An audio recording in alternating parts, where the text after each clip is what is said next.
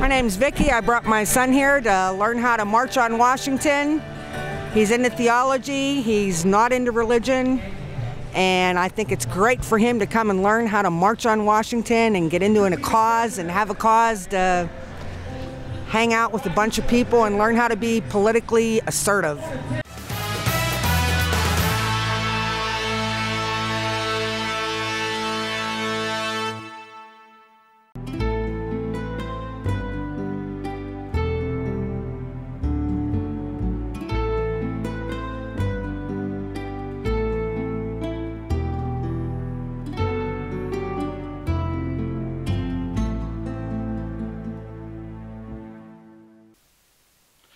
Welcome to the Infidel, the news for those of us who have supposedly chosen hell over heaven, the news for the damned.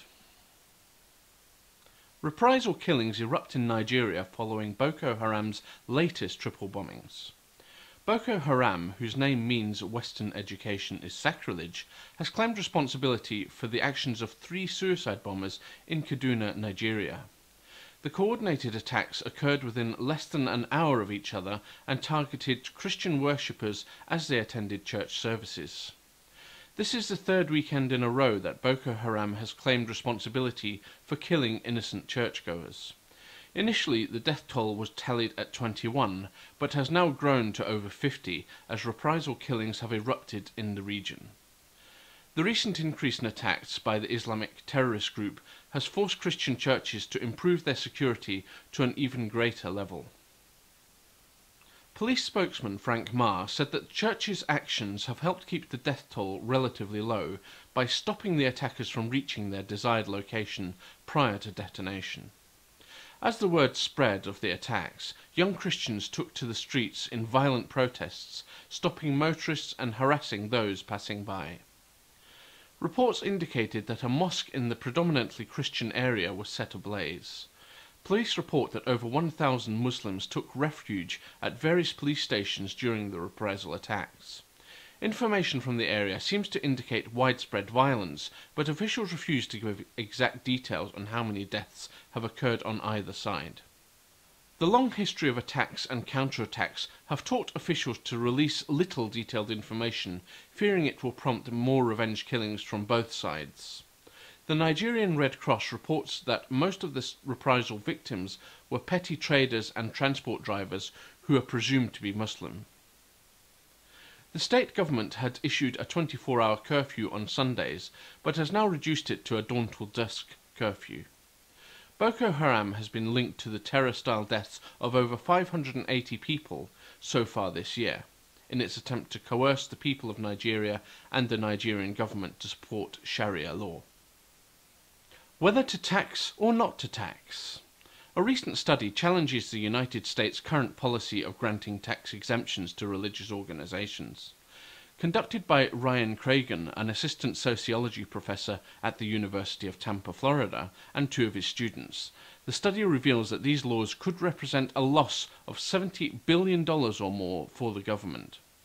Furthermore, because of the growing number of secular people and secular organizations in America, the effect of these exemptions amounts to the taxation of all citizens in order to subsidize the provision of services that are only available to some.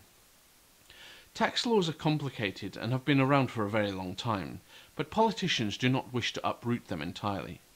As far as he is concerned, Professor Cragen believes that they should simply be extended to all non-profit organizations, religious and secular, that provide services that the government would otherwise have to.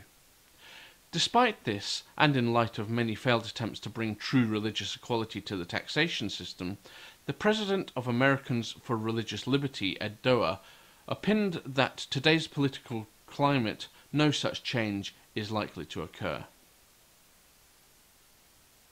Vatican's No. 2 says scandal coverage by the media is the work of the devil, while Vatican's No. 1 says it is not. According to the Vatican's second-in-command, Cardinal Tarcisio Bertoni, the devil is driving the media's reporting of leaked church documents. However, Pope Benedict admits that the scandal was born from the sins within the church. Blasting the media, Bertoni said that the truth is there is an attempt to sow division that comes from the devil. Regular Atheism TV viewers may recall that the Roman Catholic Church has been under fire from Italian media as damning information about church finances and operations that have come to light. Most of the scandalous information surrounds internal documents leaked to Italian media exposing corruption, including sex abuse and money laundering. The Pope's butler, Paolo Gabriele, has been charged with aggravated theft after reams of papal documents were found in his Vatican City apartment. He was arrested by the Vatican police and continues to be held inside the church's police barracks.